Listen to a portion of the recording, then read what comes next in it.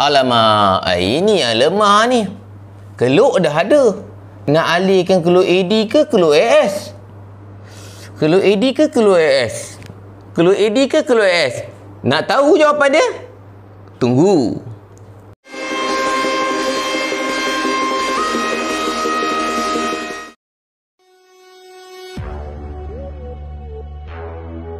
Bismillahirrahmanirrahim. Assalamualaikum warahmatullahi wabarakatuh. Salam sejahtera semua. Bertemu kembali. Hari ini kita akan lihat analisis perubahan keseimbangan pendapatan negara kaedah ADAS. Jadi kita nak fikirkan sama ada perubahan itu adalah kepada AD atau kepada AS, dan ini adalah cara cikgu yang cikgu biasa gunakan untuk memudahkan pemahaman pelajar. Sebelum itu, perlu kita faham bahawa keluk AD terbentuk melalui keluk AE. So, kalau kita lukis kat sini, ini adalah keluk AE kosong. Contoh, pada harga P0, okey, pada harga P0, keseimbangan tercapai apabila keluk AE kosong bersilang dengan keluk Y equal AE pada titik E kosong, tingkat pula. Okey, pada pendapatan negara Y kosong. Maka di rajah yang kedua ni, harga P0, Y kosong, so katalah sini titik A. Sekiranya harga meningkat, kita faham bila harga meningkat maksudnya kuasa beli berkurang, pendapatan boleh guna berkurang, kadar bunga benar berkurang. Maka ini menyebabkan komponen AE menurun. Komponen AE menurun, sama ada C ataupun I ataupun G akan berkurang. Maka AE menurun, AE berkurang. So, bila harga meningkat, contoh kita katakan harga di P1 menyebabkan AE berkurang. Jadi AE1. Keseimbangan berlaku di titik E1 pada tingkat pendapatan negara Y1. Jadi kalau kita tunjukkan di bawah ini, harga P1 selari kan harga P1 selari Y1. So titik sini katalah titik B. Maka kalau kita sambungkan titik A dan titik B, maka terbentuklah keluk AD. Tuntasnya, keluk AD ini, lahir keluk AD dari perut AE. Saya ulang, lahir keluk AD ni adalah dari perut AE. Maksudnya, apa saja yang berlaku pada AE akan beri kesan yang sama pada AD. Jadi dekat sini, ringkas yang senang, AD terbentuk daripada AE. Jadi ayat yang mudah, kalau AE meningkat, maka AD akan meningkat. Betul? AE meningkat, AD akan meningkat. Kalau AE berkurang, sebaliknya AD juga akan berkurang. Jadi nak mudahkan pahaman lagi, AE ni komponen dia adalah C. Kalau 2 sektor, C dengan I, pelaburan. Kalau 3 sektor, CIG, perpanjangan kerajaan. Kalau 4 sektor, CIG, ekspor bersih. Jadi kalau C ni meningkat, maksudnya AE meningkat, AD meningkat. Kalau lawan dia, C turun, AE turun, AE turun, AD turun. Okey, I meningkat, AE meningkat, AE meningkat, AD meningkat. G meningkat, AE meningkat, AE meningkat, AD meningkat. Ekspor bersih, kalau dia meningkat, maksudnya AE meningkat dan AD meningkat. So, kalau awak baca soalan, faktor tersebut mempengaruhi AE, maka dia akan mempengaruhi AD secara langsung. Secara langsung. Kalau AE meningkat, maka AD juga akan meningkat. Jadi itu cara untuk kita pegang, untuk kita faham. So kalau kita baca dia, tak ada kena-mengena dengan AE, maka dia tak ada kena-mengena lah dengan AD. Walau bagaimanapun, juga perlu kita faham bahawa pelaburan, kena hati-hati, pelaburan dipengaruhi oleh kadar bunga. Betul? Kadar bunga hubungan songsang dengan pelaburan. Kalau kadar bunga berkurang, pelaburan meningkat. Kadar bunga berkurang, pelaburan meningkat. Pelaburan meningkat, AE meningkat, AE meningkat, AD meningkat. Juga kena ingat, kadar bunga ini dipengaruhi oleh bekalan wang, money supply, penawaran wang.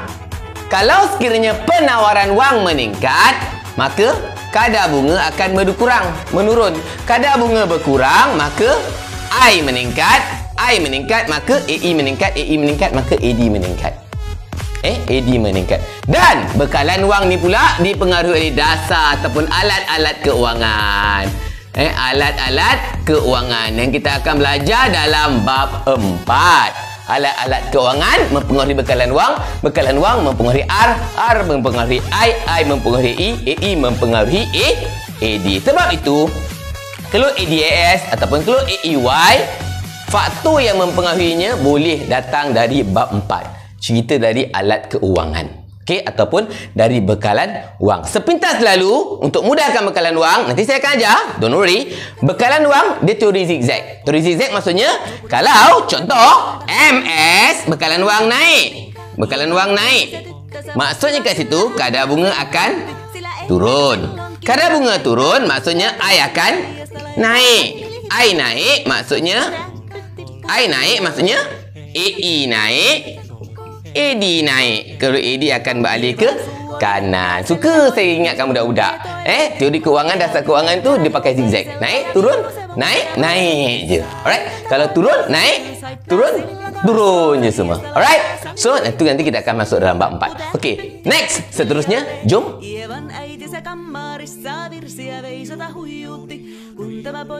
Okey, kajian kes kita hari ini adalah berkaitan dengan keluk ini. Kita nak alihkan sama ada keluk AD atau AS. So, contoh, katalah soalan kata harga bahan api sekarang meningkat. So, harga bahan api meningkat menjejaskan input. So, kita faham bahawa harga bahan api dia meningkat menyebabkan harga input meningkat. Harga input meningkat dia menyebabkan kos meningkat. So, kos ada kena-mengena ke dengan AD? Tak ada kan? Kos tak ada kena-mengena AD. Maksudnya kos akan kena-mengena dengan AS. Jadi, kita akan alihkan keluk AS. Okey, sekarang cikgu tegangkan secara sepintas lalu. AS ni, sorry tak ada marker pula. AS ni, dia berkait rapat dengan pengeluaran. Kalau faktor tersebut menyebabkan pengeluaran meningkat, maksudnya AS meningkat, AS alih kanan. Kalau dia menyebabkan pengeluaran berkurang, maksudnya AS berkurang. Contoh, kos. Kalau kos meningkat, maka pengeluaran berkurang. Pengeluaran berkurang, AS berkurang. Tapi kalau kos menurun, pengeluaran meningkat, AS meningkat. Atau teknologi. Kalau teknologi meningkat, so pengeluaran akan meningkat. Pengeluaran meningkat, AS akan meningkat. Kalau AS akan alih ke kanan. Dalam kes yang cikgu sebut tadi, kita katalah harga bahan api meningkat menyebabkan kos meningkat. So, kos pengeluaran meningkat menyebabkan pengeluaran berkurang dan AS berkurang. Kalau AS akan beralih ke kiri. Jadi AS 1. Jadi titik I1 dan pendapatan negara Y1. Okey, Y1. Okey, so macam mana kita nak urus tolong tu harga akan meningkat. Harga meningkat ke P1, pendapatan negara berkurang ke Y1. Okey, sebelum itu, macam mana kita nak huraikan rajahan ni? Kita gunakan konsep asal. Keseimbangan asal tercapai di titik I0. Apabila kalau AD kosong bersilang kalau AS kosong pada harga P0 dan Y0. Itu macam biasa. Perubahan, kita ikut kepada soalan perubahan proses. Dekat proses ni biasanya pelajar confuse. Cikgu tekankan proses ni. Yang lain awak akan tengok dalam slide cikgu yang seterusnya. Okey, proses kita tengok daripada P0. Pada P0 sekarang ni, pada P0 apa yang berlaku? Pada P0 apa berlaku? Pada P0 sekarang AS berkurang cikgu. Apa dia? AS berkurang. Maksudnya berlaku kurangan AS atau berlaku lebihan AD. Saya ulang. Awak tengok balik.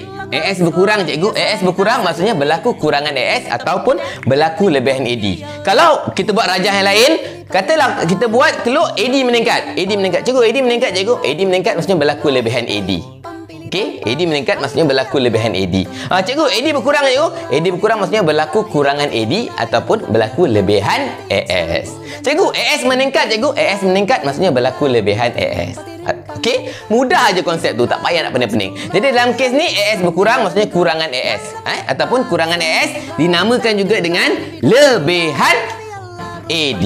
Okey, kurangan AS juga dinamakan dengan lebihan AD. So, kurangan AS atau lebihan AD. Kalau banyak orang minta, apa berlaku pada stok? AD itu permintaan agregat kan? Banyak orang minta, apa berlaku pada stok? Stok akan berkurang. Stok akan berkurang. Kalau lebihan AS, stok akan berlebih sebab banyak tawar. Ini banyak orang minta, stok berkurang. So, stok berkurang, maka harga akan, bila benda tu kurang, harga akan meningkat. Okey, harga akan cenderung meningkat. Okey, dan firma akan menambahkan keluaran lah. Okey, kelas saya rasa setakat itu saja. Awak akan tengok huraian penuh saya dalam slide yang berikutnya. Jom. Asal, keseimbangan asal tercapai pada titik E kosong apabila kalau AD kosong bersilang dengan AS kosong pada harga P kosong dan pendapatan negara Y kosong. Perubahan, peningkatan kos input menyebabkan kos pengeluaran meningkat, pengeluaran berkurang dan AS akan berkurang. Kalau AS akan beralih ke kiri dari AS kosong ke AS 1. Proses, pada P kosong berlaku lebihan AD, maka wujud kurangan stok.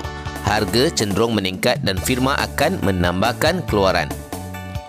Baharu, proses akan berterusan sehingga keseimbangan baru tercapai pada titik E1 apabila kalau AD kosong bersilang dengan AS1 pada harga P1 dan pendapatan negara Y1. Kesannya harga akan meningkat dari P kosong ke P1 dan pendapatan negara akan menurun dari Y kosong ke Y1. Okey, yang terakhir dari saya, bila kita cerita pasal keseimbangan ADAS, jangan takut, jangan kaget, benda konsep mudah aja. Kalau awak baca, awak faham dia adalah salah satu komponen AE, maksudnya dia akan mempengaruhi AD. Atau kalau dia menyebabkan AE meningkat, dia akan menyebabkan AD meningkat. Dia menyebabkan AE berkurang, maka dia akan menyebabkan AD berkurang.